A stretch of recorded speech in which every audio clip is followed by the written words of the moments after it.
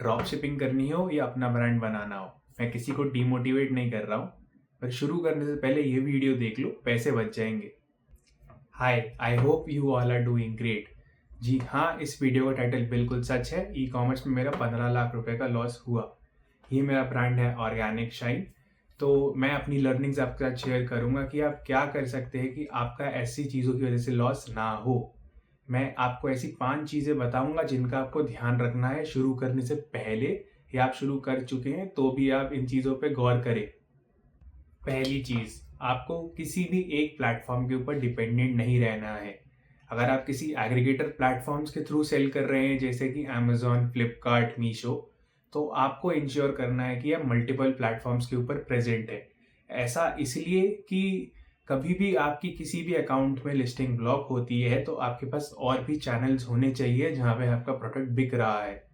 मेरे केस में क्योंकि ये एक ब्यूटी ब्रांड था एंड मेरे पास एक ही सेल्स चैनल था, तो जब मेरा अकाउंट ब्लॉक हुआ तो मेरे पास और कोई लिक्विडेशन चैनल नहीं था। स्पेशली इन केसेस में जहाँ पे प्रोडक्ट्स के ऊपर एक्सपायरी डेट आती है, तो फॉर एग्जांपल अगर एक प्रोडक्ट पे 2 साल की एक्सपायरी डेट है तो आप उसको 1.5 साल के बाद बेच नहीं सकते हैं, क्योंकि यूज़र को प्रोडक्ट यूज़ करने के लिए भी तो टाइम चाहिए एंड इन जनरल लोग लेना भी प्रेफर नहीं करते हैं। इस केस में एक बहुत अच्छा ऑप्शन ये है कि आप अपनी खुद की वेबसाइट बनाएं। अगर आपके पास अपनी खुद की वेबसाइट होगी तो आप उसके ऊपर बिना किसी की रोक टोक के सेल कर सकते हैं और कभी भी ब्लॉक नहीं होंगी लिस्टिंग्स। तो उसमें एक ये बहुत बड़ा फायदा है कि धीरे से होगा पर आपकी अपनी सेल खुद की आएगी और आपका कमीशन भी बचेगा। तो ये एक बहुत बड़ा तरीका है अपने बिजनेस को प्रॉफिटेबिलिटी की तरफ लेके जाने का। मैंने नहीं बनाई थी, ये एक बहुत बड़ी गलती रही मेरे बिजनेस में। दूसरी चीज़, रिटर्न्स। रिटर्न्स एक बहुत बड़ा फैक्टर प्ले करते हैं आपकी प्रॉफिटेबिलिटी में। अक्सर लोग जब शुरू कर रहे होते हैं वो इसको अकाउंट नहीं करते हैं। तो जब भी आप एक ई कॉमर्स बिजनेस स्टार्ट करेंगे, आप मान के चलिए कि आपके पास 20% से 30% ऑर्डर्स रिटर्न आने वाले हैं, स्पेशली एग्रीगेटर प्लेटफॉर्म्स के थ्रू, क्योंकि इसमें कैश ऑन डिलीवरी का भी ऑप्शन होता है। और ऑनलाइन जो लोग पे करते हैं तो जब तक वो रिसीव नहीं करते हैं तब तक वो पैकेट वापस आने की चांसेस रहते हैं। ऐसा बहुत बार होता है कि लोग ऑर्डर कर देंगे फिर वो अपने डोर से वापस भेज देंगे कि हमें अब ये प्रोडक्ट नहीं चाहिए। इस केस में आपको जो समझना है कि आपके शिपिंग के पैसे नहीं लगेंगे, कमीशन नहीं लगेगी, पर आपने जो प्लेटफॉर्म के ऊपर एडवर्टाइजमेंट फी दी है, जो कि काफ़ी कैटेगरीज के लिए बहुत हाई हो सकती है, जिनमें भी हाई कंपटीशन है, वो आपकी तब भी लगती है। और बहुत बार ऐसा होता है कि आपका जो प्रोडक्ट आया है वो डैमेज आ जाता है शिपिंग की वजह से, या बॉक्स होता है जो वो डैमेज हो जाता है। तो ये रिटर्न्स में प्रॉब्लम आती है कि आपका प्रोडक्ट कंज्यूमर लेता भी नहीं है और आपको इनडायरेक्ट लॉसेस फेस करने पड़ते हैं। और अगर वो उसी केस में एक कस्टमर रिटर्न बन जाता है तो आपके पास कमीशन भी लगती है और आपको टू एंड फ्रो फ्रेट भी देना पड़ता है। मतलब जहां आप एक जगह का फ्रेट दे रहे थे, अब आप उस प्रोडक्ट को वहां से वापस लाने का फ्रेट भी आप पे करेंगे। तो आपकी प्रॉफिटेबिलिटी में आपके कितने रिटर्न्स आ रहे हैं और वो किस टाइप के रिटर्न्स हैं, आरटीओ हैं या कस्टमर रिटर्न्स हैं, ये बहुत मैटर करेगा। तो जब भी आप बिजनेस शुरू करें आपको ये अकाउंट ज़रूर करना है कि आपके मार्जिन में से ये चीज़ें सब्ट्रैक्ट होंगी। तीसरी एक बहुत बड़ी गलती, जैसा कि मैंने आपको पहले भी बताया, अपनी वेबसाइट होना बहुत ज़रूरी है। अगर अपनी वेबसाइट होती है तभी आप रिपीट कस्टमर्स लाना अपने हाथ में रख सकते हैं। एक प्रॉपर सेल्स फनल बना के अपने कस्टमर्स के साथ रिलेशनशिप मेंटेन कर सकते हैं, क्योंकि एग्रीगेटर प्लेटफॉर्म्स पे आपको कस्टमर का डेटा नहीं मिलता। एग्रीगेटर प्लेटफॉर्म्स के थ्रू आप फीस भी पे करते हैं और आपको डेटा भी नहीं मिलता है कि आप उस पर रीटारगेट कर सको। इसलिए आपके पास अपनी वेबसाइट और अपनी ऑडियंस होना बहुत ज़रूरी है। क्योंकि मैं आपको बताऊं, आप जब फर्स्ट परचेज करता है कोई कस्टमर आपसे, तो आपकी कस्टमर एक्विजिशन कॉस्ट काफ़ी हाई होती है।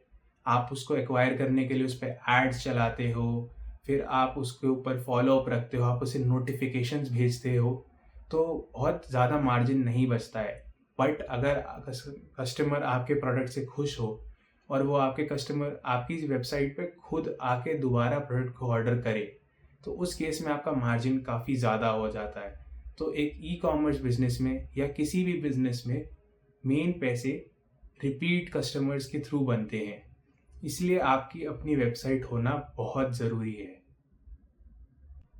चौथी एक बहुत ज़रूरी चीज़ है कस्टमर सर्विस। आजकल मैं बहुत सारी वीडियो देखता हूँ जहाँ पे लोग बोलते हैं कि हम एक दिन में या एक हफ्ते में ड्रॉप शिपिंग पे बिजनेस बनाएंगे।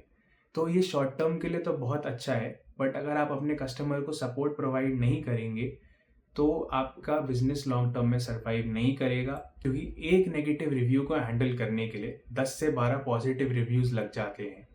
और बहुत बार उस एक नेगेटिव रिव्यू की वजह से आपकी सारी लगाई हुई मेहनत वेस्ट हो जाती है, क्योंकि इतनी नेगेटिव मार्केटिंग हो जाती है। ये सिर्फ आपके अपने चैनल्स पे नहीं, एग्रीगेटर प्लेटफॉर्म्स पे भी बहुत मैटर करता है। तो आप लोग जब भी बनाएं अपना एक ई कॉमर्स स्टोर या कहीं से भी सेल करें, आप ये ज़रूर इंश्योर करें कि आपका एक customer care number directly consumer के पास भी पहुंचे, जिससे वो आपको रीच आउट कर सकें और आपको आपकी गलती सुधारने का मौका दे सकें। ये एक बहुत ज़रूरी स्टेप है।